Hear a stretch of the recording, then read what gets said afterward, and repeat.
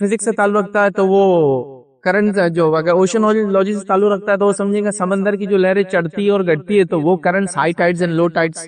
ایک آدمی جو الیکٹرک فیلڈ سے ہے وہ کہیں گا current flow of electrons and protons, وہ کرنٹ. تو ہر آدمی کا اس ایک لفظ کو لینے کا جس کانٹیکسٹ میں لے جا رہا میننگ بدل جائے گا. تو قرآن بھی ایک ٹیکسٹ ہے عربک، تو وہ کون سی چیز ہے جو ہم کو مجبور کرتی ہے کہ ہم اس کا یہ معنی لیں اور یہ معنی نہ لیں؟ وہ کیا باتیں ہیں؟ تو اس کے لیے ایک سائنس ہے پوری، ایک علوم ہے، ایک فن ہے جو ڈیولپ کیا گیا کہ آپ جب اس کو سمجھیں گے تو اس کا یہ کانٹیکسٹ لیا جائے گا، یہ کانٹیکسٹ نہیں لیا جائے گا، ایسا سمجھائیں گا، ایسا نہیں سمجھا جائے گا. جس کے لیے ہم نبی اکرم صلی اللہ علیہ وسلم کے اقوال اور پھر صحابہ کی اعمال لکھتے ہیں کہ آپ صلی اللہ علیہ وسلم نے اس کو کیسے لیا اور صحابہ نے اس کو کیسے سمجھا.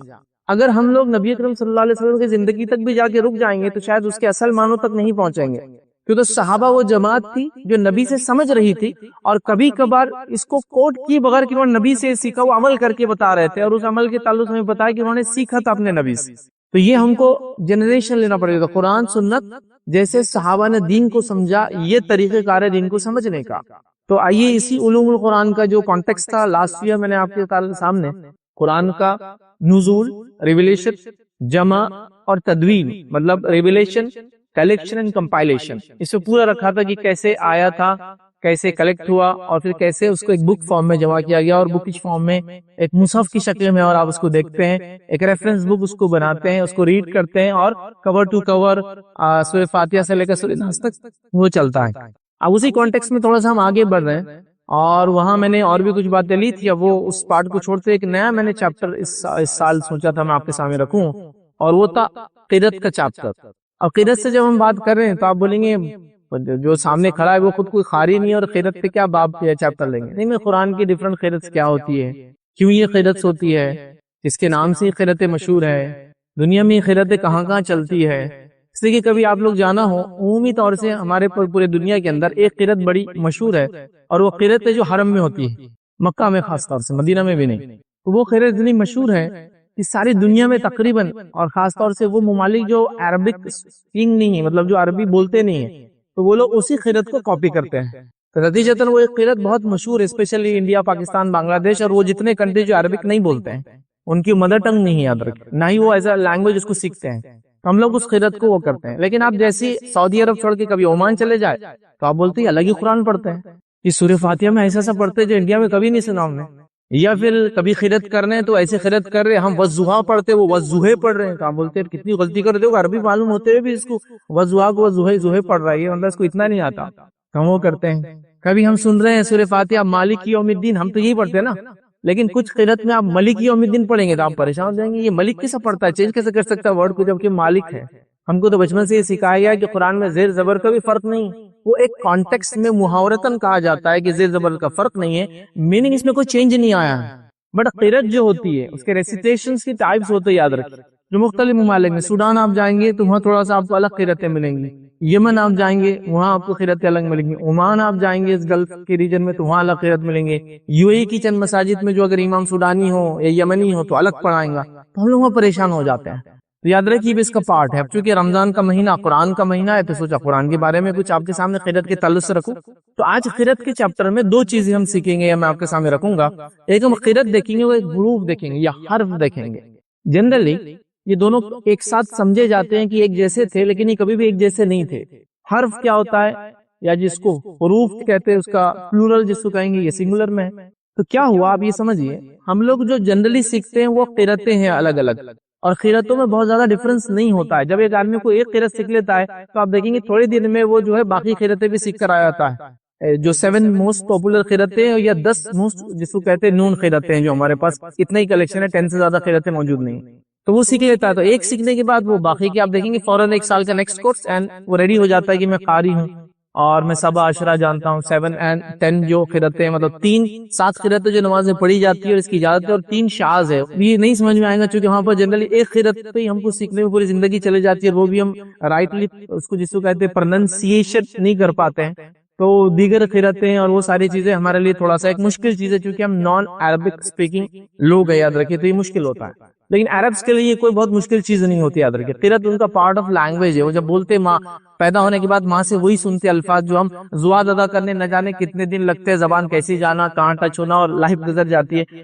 اس کو عام زبان میں قرت بولتے ہی الفاظ جو حروف ہے عربی کے اس کا بادشاہ ہے جو زواد ہے اس کا پرننسیشن صحیح ہو ہمارے لیے مشکل ہے. لیکن جب عرب میں جائیں گے, عرب ورلڈ میں جائیں گے تو آپ وہاں یہ تمام چیزوں کو دیکھیں گے اور محسوس کریں گے. تو حرف اور قرت, حرف کیا ہوتا تھا اور قرت کیا ہوتی تھی. قرت ہم کہیں گے قرآن کے جو الفاظ ہے اس کو الگ الگ ڈھنگ سے پڑھنے کا طریقہ ہے.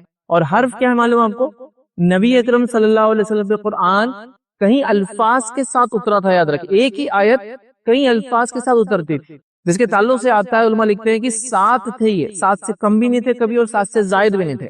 اور مدینہ میں یہ سلسلہ شروع ہوا, مکہ میں نہیں ہوا, چونکہ مکہ میں صرف قریش کی جو عربی تھی اسی میں اترا, لیکن مدینہ میں یہ ہوا. تو وہ حروف آئے, حرف آئے, یاد رکھیے. اور قرآن نبی اکرم صلی اللہ علیہ وسلم سنایا, یہ خود اس کا ایک بہت بڑا معجزہ تھا. یاد رکھیے یہ کس کا میریکل تھا. یاد رکھیے جو اس زمانے کے لوگوں نے دیکھا, اس زمانے کے لوگوں نے سنا, اس زمانے کے لوگوں نے تعجب کیا. وہ لوگ ایمان لائے صرف اس چیز کو سن کے کہ ایک کتاب ایک شخص پہ اترتی ہے جو ایک امی ہے اور وہ اتنے الفاظ میں اس کتاب کو پڑھتا ہے اور سارے ایک ہی معنی دیتے ہیں, جس میں سے کچھ مثالیں تو موجود ہیں آج بھی قرآن میں لیکن ساری نہیں یاد رکھی, بلکہ بہت ہی بالکل ایک ریئر ایسا کہہ سکتے یہ 2-4 ایسی مثالیں ہیں. جیسے ہم قرآن میں وہ جو سورہ عزیر علیہ السلام کے اس گدھے کے تعلق سے جو واقعہ اس میں کیفا ننشزها اور کیفا ننشرها, یہاں پڑھیں گے الگ الگ مصحف میں یہ الفاظ میں چینج آتا ہے, جبکہ جب دونوں کو ملایا جائے تو ایک نیکسٹ لیول کا میننگ نکل کر آتا ہے. مطلب اور پریسائز اور بہترین انداز سے اس کتاب کو ہم سمجھ پاتے ہیں. تو الفاظ الگ ہوتے تھے, معنی لیکن سیم ہوتا تھا. ایک اتنا بڑا معجزہ ہے کہ ایک شخص جس کو لکھنا نہیں آتا, قرآن نے خود اس شخص کو امی کہا, مطلب وہ شخص جو ریڈ نہیں کر سکتا ہے, ٹھیک ہے, اور وہ شخص پر ایک کتاب آتی ہے اور وہ چند الفاظ اپنی قوم کے پاس لاتا ہے. جب وہ پڑھ کر سناتا ہے تو مشرکین مکہ تو آلریڈی تعجب میں تھے, لیکن جب مدینے جاتے اور یہ حرف جو ہے حروف میں جو قرآن میں آتا ہے تو وہ تو بالکل بولتے ہیں نا, پزل ہو جاتے, پریشان ہو جاتے, یہ کیا ہے, یہ کس قسم کے کلام ہے. انہوں نے جادوگر سمجھا, وہ جادو کا کلام نہیں پایا. انہوں نے کاہن سمجھا, کہاں سمجھتے آپ آنے والی ہونے والی باتوں کو بتانے کا دعویٰ کرنے والا. انہوں نے دیکھا کاہنوں کا کلام ایسا نہیں ہوتا ہے, جادوگروں کا جو کلام ہوتا ہے, کلام ہوتی ہے اسپیچ, ایسی نہیں ہوتی ہے. اور اسی طرح جو لوگ جس کو کہتے ہیں لوگوں کو بہکاتے ہیں, زبان کو تیڑ دیتے, یاد رکھیے ہوتا ہے زبان کے اندر ایک جادو اپنا پیدا کرنے کو وہ کرتے ہیں, یہ وہ کلام نہیں, یہ ایک دم سادہ کلام ہے لیکن اتنا امپیکٹ رکھتا ہے اپنے آپ پر کہ پہاڑ پہ لگ جاتے ہیں اس کو سننے کے بعد. بڑے بڑے لوگ پریشان ہیں اس کو سننے کے بعد. شاعر جو ہے پریشان ہے, یہ تو بھولی گیا بتانا کہ لوگ شاعری سمجھ رہے تھے اس کو. شاعر جو ہے پریشان ہے کہ یہ کلام کیسا ہے. پھر وہی کلام کو وہ شخص کئی الفاظ کے ساتھ سیم میننگ میں لے کر آتا ہے. تو یہ ایک معجزہ تھا قرآن کا, یاد رکھیے, اور اس کو ہم کو سمجھنا ہے, یاد رکھیے. یہ بڑی اہم بات ہے. نبی اکرم صلی اللہ علیہ وسلم کے تعلق سے جامع ترمذی کی ایک روایت ہے, ابی بن کعب رضی اللہ عنہ فرماتے کہتے ہیں کہ اللہ کے رسول صلی اللہ علیہ وسلم فرمائے, ایک دن میرے پاس جبرائیل علیہ الصلوۃ والسلام آئے, اور آنے کے بعد جبرائیل علیہ الصلوۃ والسلام سے جو ہے میں نے کہا, مطلب اللہ کے رسول صلی اللہ علیہ وسلم نے فرمایا کہ جبرائیل میں ایک امی قوم کی طرف بھیجا گیا ہوں, وہ قوم جو پڑھنا لکھنا نہیں جانتی, یاد رکھیں. لیکن یہ بھی بات یاد رکھیں, میں نے لاسٹ ایئر میں اس کو کلیئر کیا تھا, آپ اس معاملے کو کہ جو امی ہے, الٹریٹ ہے, پڑھنا نہیں جانتے, اس معنی کو اس کو رائٹ پرسپیکٹیو اور سینس میں لے. ریزن بینگ کے عربز جو تھے وہ چیزوں کو یاد کر لیتے تھے, تو چونکہ وہ یاد کر لیتے تھے تو لکھنا کوئی بہت بڑا فن نہیں تھا ان کے پاس. امی ہونا ان کے لیے شرف تھا, اعزاز تھا, ان کے لیے کوئی یہ ڈیروگیٹری بات نہیں تھی, کمزوری نہیں تھی ان کی. مطلب وہ چیزوں کو یاد کر لیتے تھے, جو چیز یاد ہو سکتی ہے اس کو لکھنا کیوں ہے پھر, تو اس لیے وہ یاد کرتے تھے اور فخر محسوس کرتے تھے امی بولنے میں. مطلب ہم پڑھتے لکھتے نہیں, ہم یاد کرتے ہیں, لیکن اس کا وہ سینس مت لیجیے جو آج ہم بولتے نا خواندہ, مطلب کچھ نہیں آتا اس کو, وہ سینس میں نہیں یاد رکھے. تو بہرحال آپ نے فرمایا امی قوم کی طرف بھیجا گیا ہوں جو پڑھنا نہیں جانتی ہے, ٹھیک ہے, اور اس کے اندر کچھ جوان لوگ ہیں, کچھ بوڑھے لوگ ہیں, کچھ بچے ہیں, کچھ عورتیں ہیں, ٹھیک ہے. تب جبرائیل علیہ السلام نے جواب دیا گیا, محمد صلی اللہ علیہ وسلم, اسی لیے قرآن آپ پر 7 حرف میں نازل کیا گیا ہے تاکہ امت کو آسانی ہو, یاد کرنے میں آسانی ہو, چیزوں کو سمجھنے میں آسانی. کچھ علماء نے لکھا, یہ بات تو طے ہے کہ مدینے میں شروع ہوا حرف قرت, تو ہم لیں گے انشاءاللہ, لیکن حرف بھی اس میں دیکھ رہے ہیں. مدینے میں یہ نازل, مطلب اس 7 جو حرف میں قرآن نازل ہونا شروع ہوا, اس کی وجہ یہ بتاتے ہیں کہ مختلف قبائل مدینے کے آس پاس رہتے تھے, اور وہ قبائل جو ہے الگ الگ قسم سے زبان کو استعمال کرتے تھے. اسی لیے اللہ رب العزت نے مدینے میں اس طرح سے کیا تاکہ ان لوگوں کے سمجھنے میں اور یاد کرنے میں اس قرآن کی جو ہے آسانی میں یاد رکھے، اس لیے 7 حرف میں قرآن نازل ہوا، یاد رکھے۔ اب حرف کے ساتھ ساتھ یاد رکھے قرأت بھی ہوتی ہے۔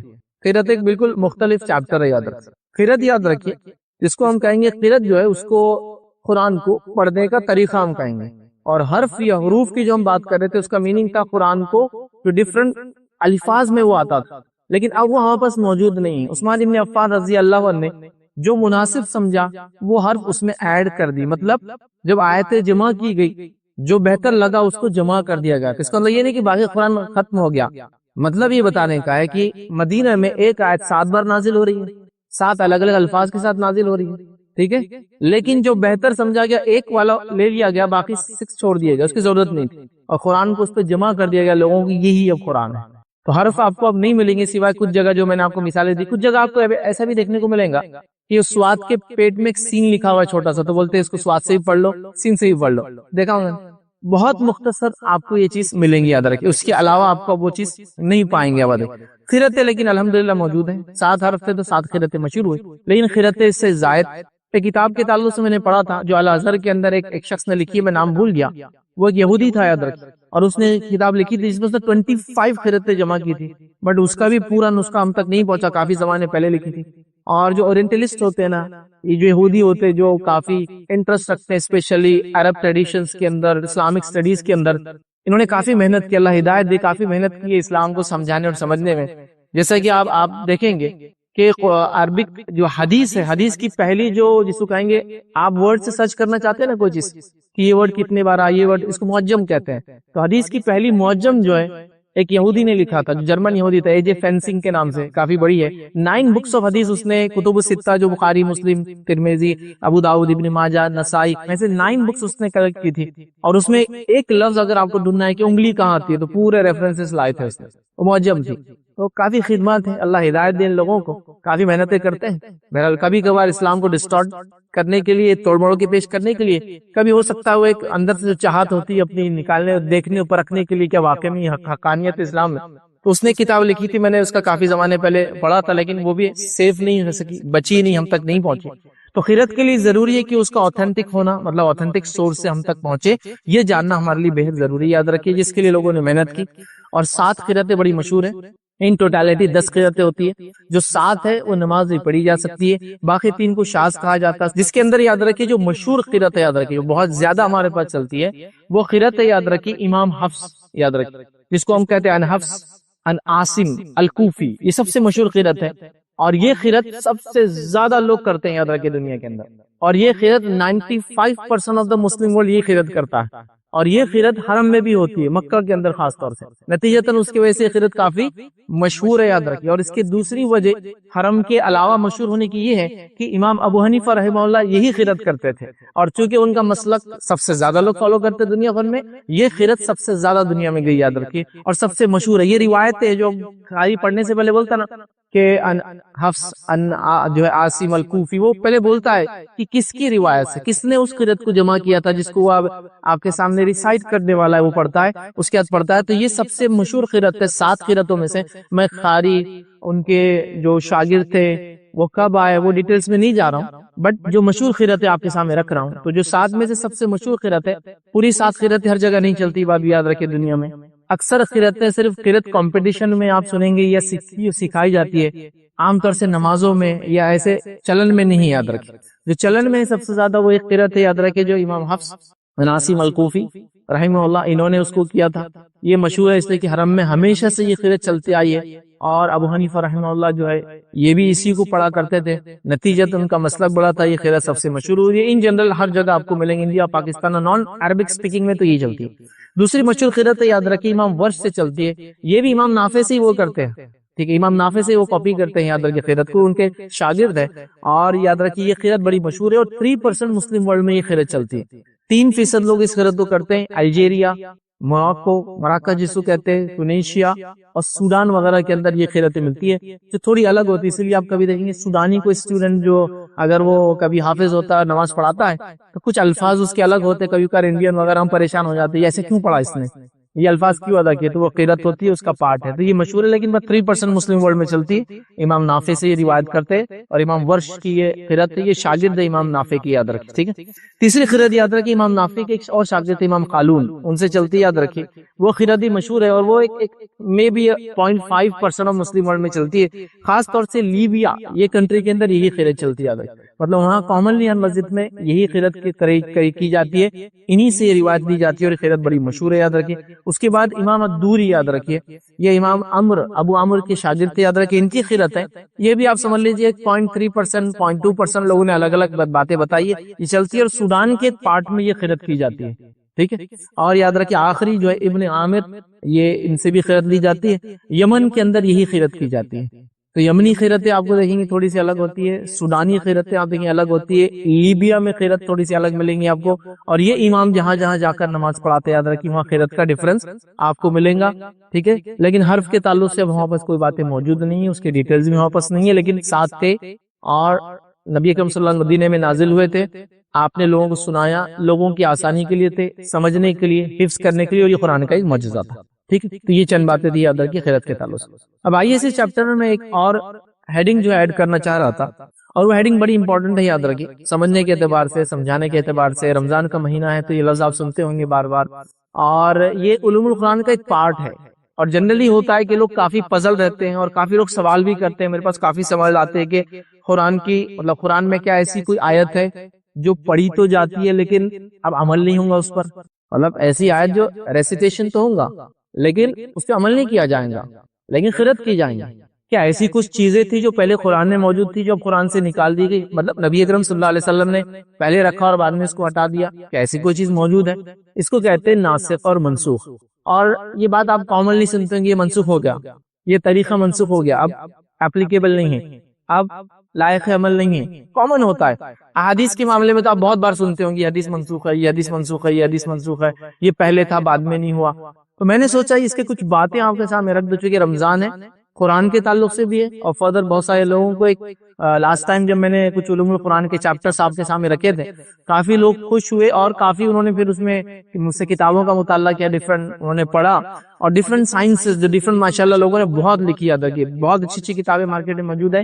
خاص طور سے عربی کتابوں کا بھی یاد رکھیے، البرہان ہے، الاتقان ہے، اور اس کے علاوہ کئی کتابیں جو پہلے عربی میں تھی علوم القرآن پہ اردو میں آ چکی ہے، ایون انگلش میں بھی موجود ہے. یاد رکھیں تو بڑا آسان ہے آج کل لوگوں کو لینا، ان سائنسز کو پڑھنا، اور اس سے اللہ کی کتاب سے نیکسٹ لیول کا رشتہ جوڑنا، یہ بہت امپورٹنٹ ہے. یاد رکھیں یہ بات یہاں بھی بڑی اہم ہے، ناسخ اور منسوخ چیپٹر کو سمجھنا. جبکہ ہمارے پاس ہو کیا رہا ہے، بہت ساری بار آدمی کانٹیکسٹ کو نہیں لے رہا ہے، آیت کب نازل ہوئی، کون سی آیت پہلے نازل ہوئی، کون سی بعد میں آئی. حالانکہ ہو سکتا ہے نمبر کے اعتبار سے لکھاوٹ میں بھی ایک 234 ہو اور ایک 240 ہو سورہ بقرہ کی آیت، لیکن کوئی کہیں گا کہ 240 لائق عمل نہیں ہے، 234 پہ عمل کیا جائے گا. وہ کیوں، میں آگے رکھوں گا آپ کو. تو آپ بولیں گے 234 تو پہلے آئی، 240 بعد میں آ رہی ہے، اور آپ بولے 2 بعد میں آنے والی پہ عمل نہیں اور پہلے والی پہ عمل ہوگا. یہ کیسے ہو سکتا ہے؟ کہ ہونا یہ چاہیے کہ پہلے والا جو تھا اس کو چینج کرنے کچھ بعد میں آیا ہوگا، لیکن آیت تو ایسے نہیں. تو یہ سمجھنا ضروری ہے. لاسٹ ایئر میں نے پورا رکھا تھا، قرآن جس آرڈر میں اترا اس آرڈر میں لکھا نہیں گیا، اس کا آرڈر نبی اکرم صلی اللہ علیہ وسلم بتاتے کون سی آیت کہاں جا کر لگیں گی. مثال کے طور پر آپ پر کو وہی آئی، پھر آپ کہتے تھے اس آیت کو اس سورے میں اس کے بعد اٹیچ کر دو، اور آپ جب نماز پڑھتے تو وہاں وہ ایڈ کر دیتے تھے، صحابہ سمجھ جاتے اچھا یہ یہاں کا پاک. تو اتری ایک الگ اعتبار سے، جیسا سورہ الق کی پہلی 5 آیتیں سب سے اول آئی، اور ہے کون سی پارے کے اندر 38 پارے میں. تو ظاہر سی بات ہے وہ 30 پارے میں کیوں ہے، اور سورہ فاتحہ بعد میں آئی لیکن کہاں ہے؟ اس کو فاتحۃ الکتاب کہہ رہے ہیں، کتاب اسی سے شروع ہو رہی ہے، اسی سے شروع قرآن کی سٹارٹ ہو رہی ہے. تو یہ امپورٹنٹ چیز ہے، یاد رکھیں. تو ہم کو یہ سمجھنا چاہیے، ورنہ کیا ہوتا ہے لوگ اس کی ترتیب، اس کا نزول، اس کا شان نزول، اس کا بیک گراؤنڈ کیا تھا، ناسخ تو یہ جو منسوخ تو نہیں ہوئی آیت بعد میں وغیرہ نہیں جانتے ہیں، پھر ایک آیت کو لے کر آئے اور کہتے بس میں نے قرآن میں پڑھ لیا اور وہاں یہ لکھا ہوا تھا اور میں ایسے ہی کروں گا. اور یہ بڑی جس کو کہتے ہیں کہ اہم بات ہے. میں ایک چھوٹا سا واقعہ سناتا ہوں کہ عمر ابن خطاب رضی اللہ عنہ کا زمانہ تھا، اور قدامہ بن مظعون نے جو ہے شراب پی لی تھی، لائے گئے اور سزا سنائی گئی. تو انہوں نے کہا اے امیر المومنین آپ مجھے سزا نہیں دے سکتے، اس لیے کہ قرآن میں اللہ رب العزت نے فرمایا وہ لوگ جو ایمان لائے، اللہ کی راہ میں جہاد کیا، اللہ ان کی پہلی زندگی اور کھانے پینے کے بارے میں نہیں پوچھیں گا. تو میں نے ایمان لایا، میں نے اللہ کی راہ میں جہاد کیا، تو میرے سے اللہ تھوڑی پوچھنے والا کھانے پینے کے بارے. امیر المومنین نے کہا پہلے کوڑے لگانے کا سسٹم تھا، کوڑے لگائے جائے. اس کے بعد کہا یہ آیت تو ہم پر نازل ہوئی تھی جب سورہ مائدہ کی آیت نازل ہوئی، انما الخمر والمیسر والانصاب والازلام رجس من عمل الشیطان، کی شراب، جوا، پانسے، فال کھولنا، پتھروں کے سامنے قربانی کرنا، یہ سب شیطانی عمل ہے. تو تب ہم نے سوال کیا اللہ کے رسول، جو لوگ ہمارے ساتھ کل تک تھے اور انتقال کر گئے جو شراب پی رہے تھے، اب قرآن نے تو کہہ دیا یہ حرام ہے، ان کا کیا ہوگا؟ تب آیت نازل ہوئی تھی وہ لوگ جو ایمان لائے اور اللہ کے راہ میں جہاد کیا، تو ان سے نہیں پوچھیں گے. مطلب اس آیت کے آنے سے پہلے والوں کے تعلق سے تھا، لیکن وہ آیت بعد میں آئی چونکہ ایکسپلین کر رہی تو یہاں شان نزول کا پارٹ آ گیا تھا، تو انہوں نے نہیں سمجھا اور ایک غلط کنکلوژن پر چلے گئے. تو ایسا آج بھی ہو رہا ہے، یہ ایک دم کامنلی دیکھا جا رہا ہے، لوگ سمجھ نہیں پاتے ہیں کانٹیکسٹ، اور پھر کیا ہوتا ہے کانٹیکسٹ نہیں سمجھنے کے بعد میں نے تو قرآن میں پڑھا. اسی لیے یہ بات بار بار کہی جاتی ہے کہ آپ کو کسی عالم سے رجوع کرنا چاہیے.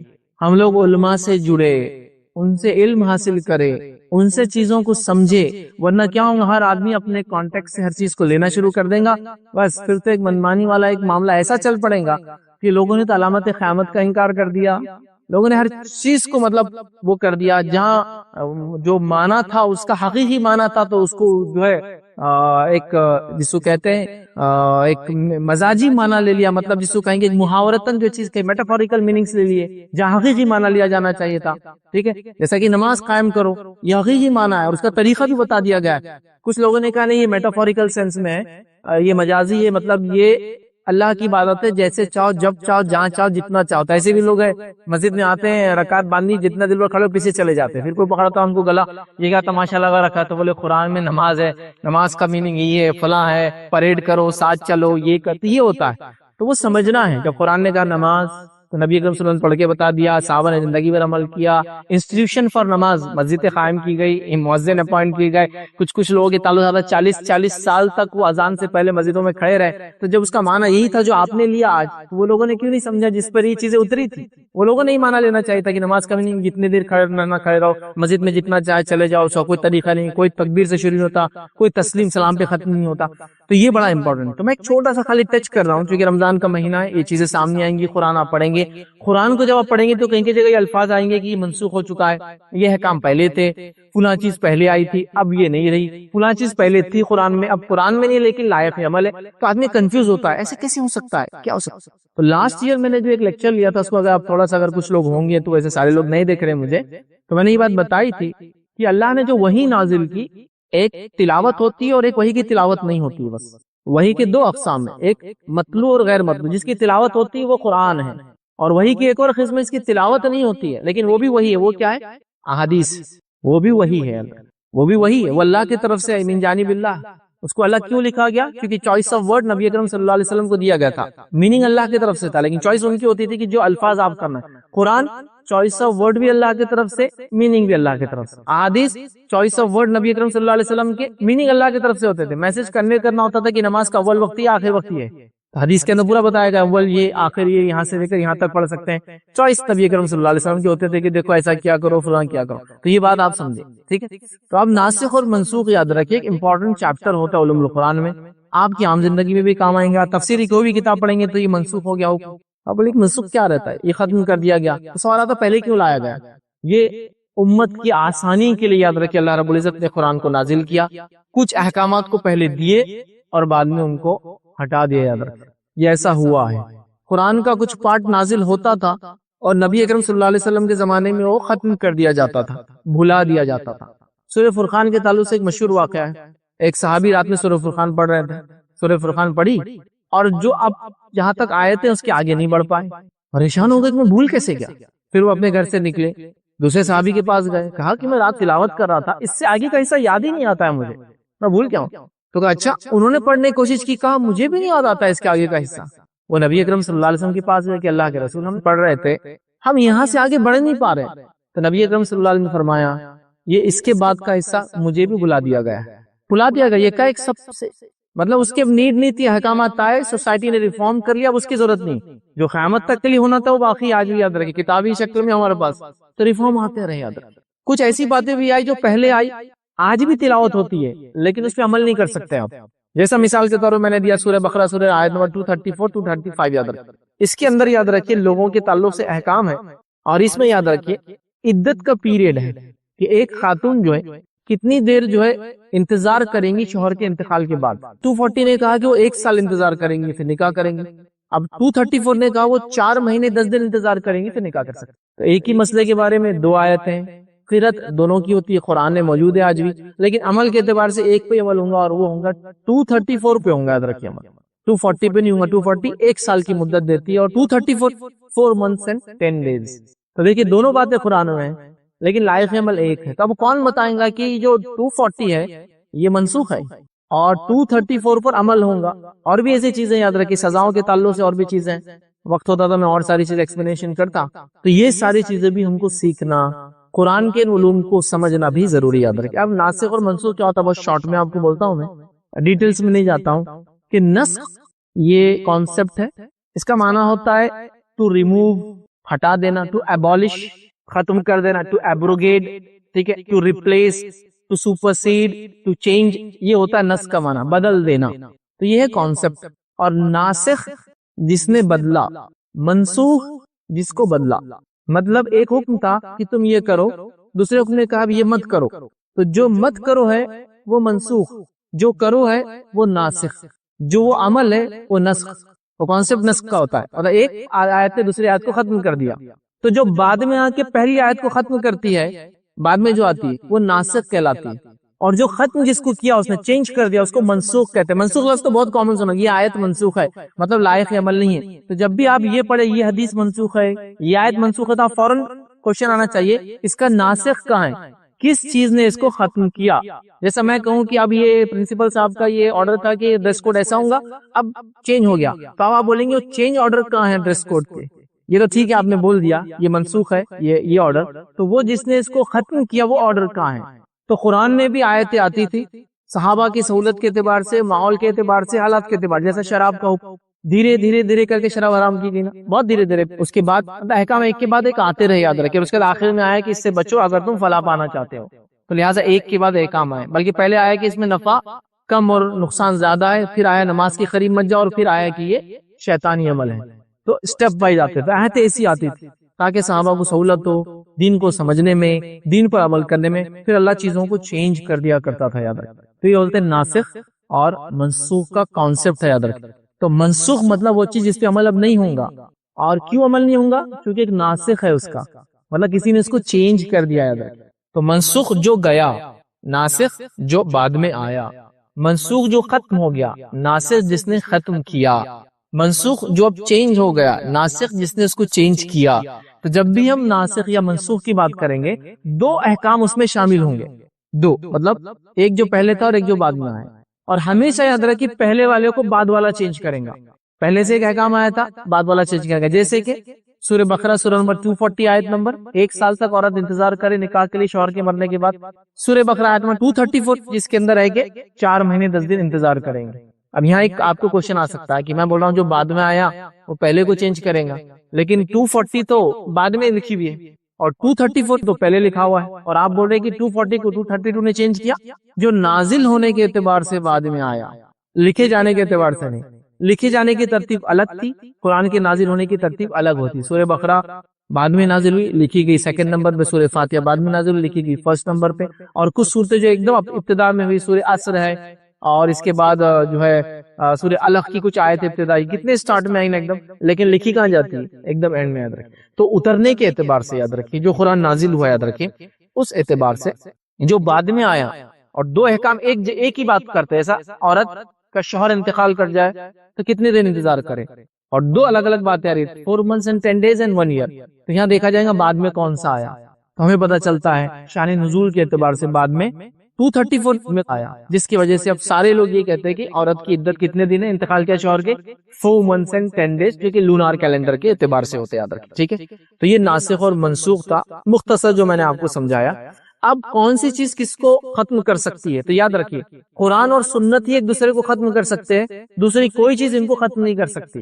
مطلب یا تو حدیث میں آئے گا کہ یہ چیز اب ایسی نہیں ہوں گی قرآن کی, یا تو قرآن خود کہیں گا کہ یہ پہلے تھا اور یہ بعد میں. میں مثالیں آپ کو سمجھاتا ہوں. جو ناسخ اور منسوخ ہوتے ہیں اس کے 4 ٹائپس ہوتے ہیں. پہلا, قرآن کو ختم کر دیتا ہے، مطلب قرآن کی آیت کو منسوخ کر دیتا ہے، جس کا ایگزامپل میں نے آپ کو دے دیا ایک خاتون کی عدت کا۔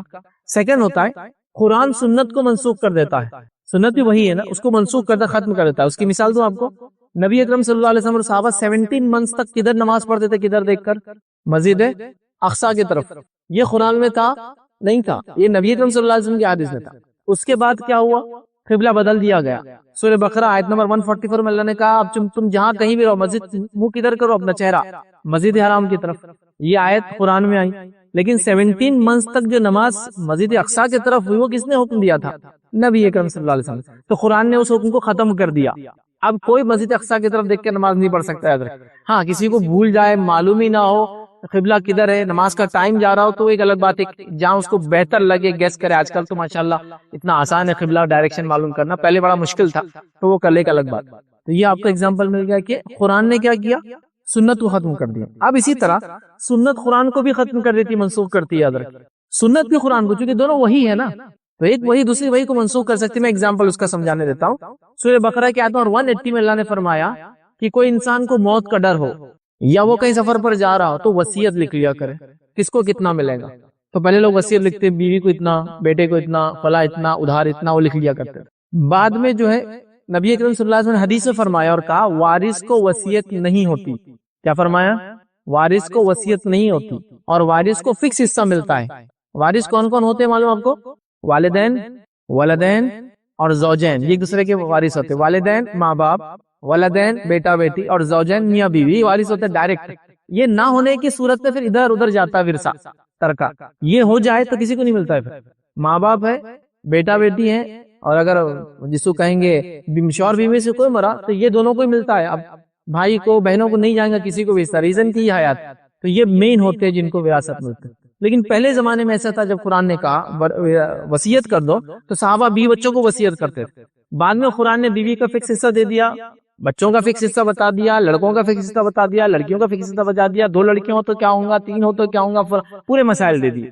ٹھیک ہے، تو پھر نبی اکرم صلی اللہ علیہ وسلم نے فرمایا کہ وارث کو وصیت نہیں، حالانکہ قرآن نے کہا تھا وصیت سب کو ہو سکتی ہے لیکن وارث کو نہیں ہے۔ تو اب پتا چلا وارث کو فکس حصہ ہے، اس کو وصیت دیتے۔ یہاں سنت نے کیا کیا؟ قرآن کو منسوخ کر دیا۔ آیت آج ہی موجود ہے، لیکن سورہ بقرہ کی آیت نمبر 180 پہ عمل نہیں ہوگا، سوائے اس کے کہ 1/3 آپ وصیت کر سکتے غیر وارث کو، میکسیمم۔ مسجد، مدرسہ، اسکول، کالج، پڑوسی کو، ان کو 1/3، مور دین 1/3 وصیت نہیں کر سکتے۔ 2/3 میں وہ جو اللہ نے بتا دیا وراثت کے تقسیم، ان کو اتنا، ان کو اتنا، وہ جائیں گا۔ تو یہاں کیا کیا ہے؟ سنت نے قرآن کو منسوخ کیا۔ اس طرح سنت کو منسوخ کرتی ہے، یاد رکھیں، مطلب حدیث کو کرتی ہے۔ جیسے آپ صلی اللہ علیہ وسلم کی حدیث ہے، پہلے زمانے میں آپ نے لوگوں کو قبرستان جانے سے منع کیا تھا قبر کی زیارت، پھر بعد میں آپ نے کہا میں نے تم لوگوں کو پہلے قبر کی زیارت سے منع کیا تھا، آج میں تم کو اجازت دیتا ہوں۔ تو ہم کہیں گے وہ پہلی والی حدیث منسوخ ہوئی، دوسری والی حدیث اب ہم قبر کو جا سکتے ہیں۔ اگر زیارت کرنے کو جانا چاہتا ہے، عبرت حاصل کرنے کو جا سکتا ہے، جانا چاہتا ہے تو وہ جا سکتا ہے۔ خاتون پوچھتے ہیں خواتین ہم کیسے عبرت حاصل کریں، قبرستان جانے سے عبرت ہوتی ہے؟ آپ گزرتے کر سکتے ہیں، اور میڈیا کے دور میں تو آپ پکچر فارم میں بھی دیکھ سکتے ہیں آسانی سے کیسا ہوتا ہے پورا طریقہ کار کا۔ جب قبرستانوں سے گزرتے ہیں نا، گزرنا بھی تو آپ گزرتے کر سکتے ہیں۔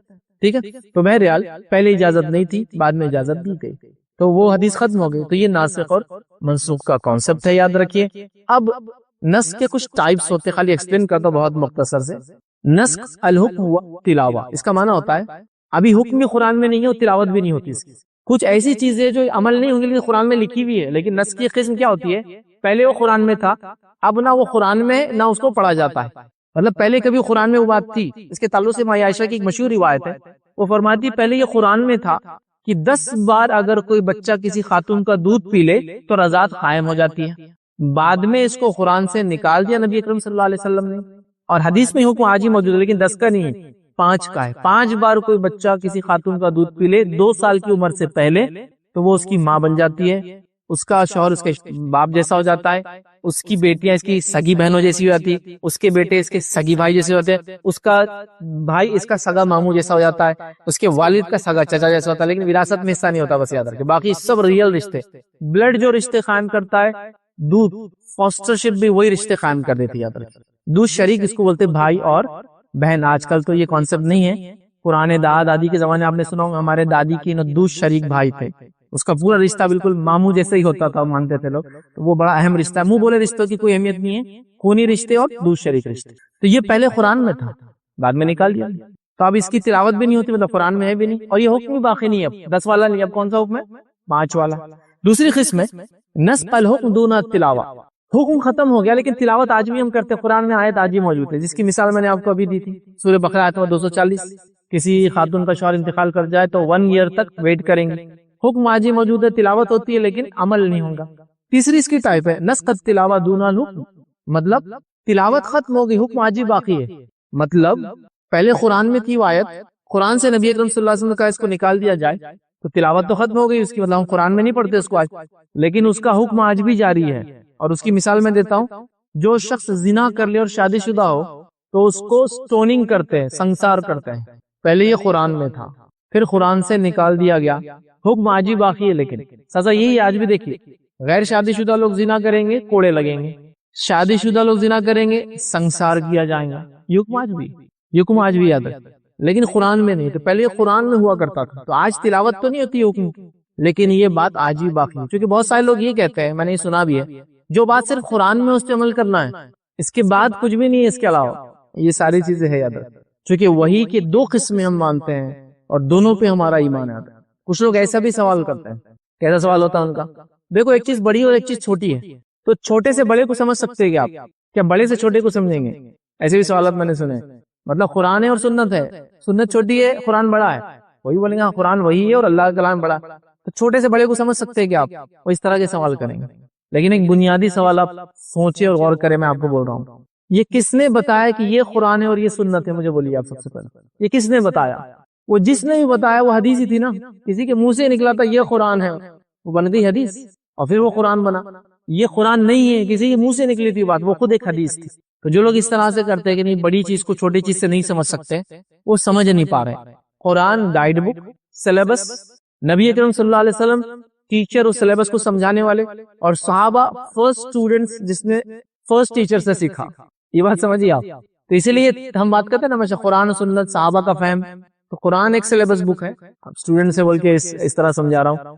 نبی اکرم صلی اللہ علیہ وسلم ایک ٹیچر ہے جو اللہ کی طرف سے اپوائنٹ کیے گئے ہیں, اور اس کے بعد صحابہ پہلے اسٹوڈنٹس کا بیچ ہے جنہوں نے نبی اکرم صلی اللہ علیہ وسلم سیکھا. ان کے بعد پھر کچھ نہیں ہے, پھر فقہی مسائل آئیں گے, اس کے بعد اصولی ساری باتیں, عقیدے کی ساری باتیں, حلال و حرام سب یہاں ختم ہو جائیں گا. اس کے بعد سے فقہ مطلب لیٹسٹ ایشوز میں کیا رائے ہوں گی وہ آئیں گا. یہ جنریشن کے اندر ایسا کچھ ایسا باقی اللہ نے نہیں رکھا جو نہ ہوا ہو, جس کا بیس ہمارے پاس موجود نہ ہو, جس سے آج کے دور کے مسائل حل نہ کر سکتے ہو. بہت سے لوگ سوال کرتے ہیں, حدیث میں ہے کہ 1 لاکھ سے زیادہ انبیاء آئے, تو اللہ نے صرف 25 کا تذکرہ کیوں کیا؟ 25 کا اس لیے کیا کہ قیامت تک ان 25 کے ساتھ جو ہوا امت کے ساتھ وہی ہونے والا. اب آپ کو دوسرے ایگزامپلس کی ضرورت نہیں تھی, اس لیے ریسٹرکٹ کر دیا گیا 25 پر. انہی کے واقعات سنائے گئے, انہی کی زندگیاں بتائی گئی, انہی کی زندگیوں سے قیامت تک مسائل بھی آئیں گے, حل بھی انشاءاللہ نکلتے چلے جائیں گے. یہ بات ہم کو سمجھ میں آتا ہے. تو لہٰذا لوگ ایسے سوال کرتے ہیں, یہ بھدے سوال ہے, یہ درست نہیں ہے. صحابہ نے ایسا سوال کبھی نہیں کیے کہ اللہ کے رسول آپ نے ایسا بولا, قرآن میں تو نہیں آیا نا ایسا وہی, تو لہٰذا بڑا قرآن ہے, آپ کی بات تو چھوٹی ہے, لہٰذا ہم چھوٹی بات سے بڑی بات کو کیسے ختم کریں کہ قرآن کی آیت کو حدیث منسوخ کر سکتی ہے, ہم کیسے مانیں؟ لوگ نہیں مانتے, جبکہ یہ وہی ہے. جب ہم اس کو وہی مان لیتے ہیں تو ساری چیزیں ہمارے سامنے پھر کلیئر ہو جاتی ہے, اور وہی ہونے کے بعد پھر ہم کو یہ چیز سمجھ میں آتی کہ یہ اس کو ختم کر سکتا ہے, یہ اس کو ختم کر سکتا ہے. صرف فرق اتنا ہے کہ رسول اللہ صلی اللہ علیہ وسلم کے چوائس آف ورڈ ہوتی تھی احادیث کے اندر, اور قرآن کے اندر چوائس آف ورڈ بھی اللہ کا تھا, اس کا میننگ بھی اللہ کی طرف سے. حدیث میں چوائس آف ورڈ نبی اکرم صلی اللہ علیہ وسلم کے تھے, میننگ اللہ کی طرف سے تھا. یاد رکھیں. تو لہٰذا اس کا نسخ کے ٹائپس تھے کہ قرآن میں بھی نہیں ہے, عمل میں بھی نہیں آتا. سیکنڈ ٹائپ تھی کہ قرآن میں ہے, پڑھا جاتا ہے, عمل نہیں ہوتا ہے. تھرڈ ٹائپ تھی کہ قرآن میں نہیں ہے لیکن عمل میں آج بھی باقی ہے. تینوں کا میں نے ایک ایک ایگزامپل آپ کے سامنے رکھا تاکہ اس بات کو آپ جو ہے اچھے سے جو ہے سمجھے, یاد رکھیں. تو یہ قرأت کے تعلق سے چند باتیں تھی, اور ناسخ اور منسوخ کے تعلق سے چند باتیں تھیں. یہ ٹاپک سیلیکٹ کرنے کا میرا ریزن یہ تھا کہ آپ قرآن کی تلاوت کریں گے, قرآن پڑھیں گے اور تفسیر پڑھیں گے, تو یہ سب باتیں آپ کو پڑھنے کو ملیں گی. فلاں کی قرأت میں یہ ایسا پڑھا جاتا ہے, آپ دیکھیں گے آیت کے اندر, بولیں گے یہ کیا مانا ہے, تب آپ کو سمجھا رہا ہے قرأت کے ٹائپ سے, تو وہ فلاں کی قرأت میں اس کو ایسا پڑھا جاتا تھا, فلاں کے اندر یہ بات آتی تھی, یہ آیت منسوخ ہے, یہ آیت کو اس حدیث نے منسوخ کر دیا. یہ حدیث منسوخ ہے, پہلے ایسا ہوتا تھا, بعد میں نہیں کیا گیا. تو یہ ساری باتیں جب آئیں گی تو انشاءاللہ آپ کو اور ایک اچھے انداز سے آپ اس کے کانسیپٹ کو جب آپ جانیں گے, بیک گراؤنڈ کو, تو آپ کو اچھا یہ ایسا ہے, یہ ایسا ہے, اس کا میننگ ایسا ہے, یہ ایسا کیا جا سکتا ہے. تو بس اس کو تاکہ قرآن سے آپ کا لگاؤ بڑھے اور ہم اس کو اچھے سے سمجھے, تو میں نے یہ چند باتیں رکھی. تو انشاءاللہ عزیز چند باتیں تھی, میں 5 منٹس رکھ رہا ہوں. اگر آپ کچھ کوشچن ہو اس ٹاپک جو میں نے لیا تو آپ ایک 5 to 7 منٹس میں کوشچن کر سکتے ہیں. جی دیکھیے, ایک بہت اچھا کوشچن آیا ہے پرٹیننگ ٹو میرے ٹاپک ہے. تو وہی کی 2 قسمیں میں نے کہا. تو کسی نے ان سے کہا کہ چونکہ قرآن میں خبر کا عذاب نہیں ہے, وہ خبر کے عذاب کو نہیں مانتے, اور چونکہ قرآن میں نہیں ہے, تو یاد رکھیں کہ قبر کے عذاب کے تعلق سے احادیث کے اندر باتیں آئی ہے, تفسیراً باتیں آئی. اب جو لوگ احادیث کو وہی مانیں گے تو ان کو یہ باتیں ماننا پڑیں گی کہ نبی اکرم صلی اللہ علیہ وسلم نے یہ فرمایا. جو احادیث کو وہی نہیں مانیں گے, اس پہ ڈاؤٹ کریں گے, تو پھر وہ بولیں گے قرآن میں تو یہ چیزیں نہیں ہیں.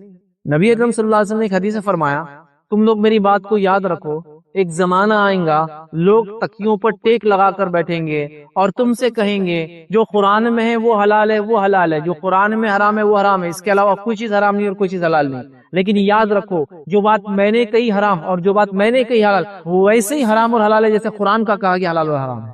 یہ بتا چکے تھے. ایک روایت میں آپ نے فرمایا میں قرآن دیا گیا اور اس کی مثل دیا گیا ہوں, مطلب مجھے قرآن اور اس کی مثل حدیث دی گئی ہے. تو آپ نے فرما دیا, لیکن کچھ لوگ انکار کرتے ہیں. لیکن چونکہ آپ کا کوشچن ایک پرٹیکولر کانسیپٹ تھا خبر کا عذاب, تو میں بتا دوں قرآن میں بھی خبر کا عذاب کا تذکرہ ہے. کیسے تذکرہ ہے؟ قرآن نے فرمایا اللہ رب العزت فرعون اور اس کے لشکر کو دن اور رات عذاب کا مزہ چکاتا ہے قیامت قائم ہونے تک. تو ابھی کہاں چکرے مزہ ہو, قیامت قائم ہونے تک ابھی بھی چکرے, فرعون اس کا لشکر مزہ چکرے عذاب کا, تو کہاں چکرے. نیچرلی خبر میں آپ کو ایک سوال کر سکتا ہے, جس کی خبریں نہیں بنتی اس کو کہاں مل رہا ہے؟ تو ایکچولی وہ میٹافوریکل بولا تھا خبر کا عذاب. تو بولیں گا میں CCTV خبر میں لگا دوں گا, کیمرے لگا دوں گا, تو کیا دیکھیں گے کیا؟ نہیں, ویسا نہیں دیکھیں گا. وہ خبر کا عذاب کا میننگ ہوتا برزخ کا عذاب. زندگی کی لائف کے 3 ٹائپس ہوتے ہیں. پیدائش کے بعد کی یہ زندگی جو ابھی گزار رہے ہیں, ٹھیک, اس کے بعد موت کے بعد قیامت سے پہلے اٹھنے سے پہلے ایک زندگی, اس کو بولتے برزخ کی زندگی. دنیا کی زندگی وہ پہلے والی عالم ارواح بولیے آپ اس کو, آنے سے پہلے. آگے تو دنیا کی زندگی, مر جائیں گے اور قیامت سے پہلے برزخ کی زندگی, اور قیامت کے بعد آخرت کی زندگی. تو برزخ کی زندگی وہ ہے. تو جو لوگ جلا دیے جاتے ہیں, جانور کھا جاتے ہیں, مچھلیاں کھا جاتی ہے, وہ برزخ میں پاتے ہیں اس کا جزا اور سزا. تو لہٰذا وہی کے کانسیپٹ کو آپ سمجھیں گے کہ قرآن و سنت وہی ہے. تو کوئی بھی انسان یہ بولے گا خبر کا عذاب قرآن میں نہیں ہے, تو اس کا مطلب وہ نہیں ہوتا ہے. انشاءاللہ عزیز اس سے انشاءاللہ یہ ہیلپ فل ثابت ہوگی. تو وہ اس خاتون کو آپ یہ سمجھائیں کہ آپ وہی مانتے ہیں کیا احادیث کو, اگر مانتے ہیں تو اس میں ہے بولنا آپ مان لیجیے. اسی پہ اپنی بات کو میں ختم کروں گا. وآخر دعوانا الحمدللہ رب العالمین. سبحان ربک رب العزت عما یصفون وسلام علی المرسلین والحمد للہ رب العالمین.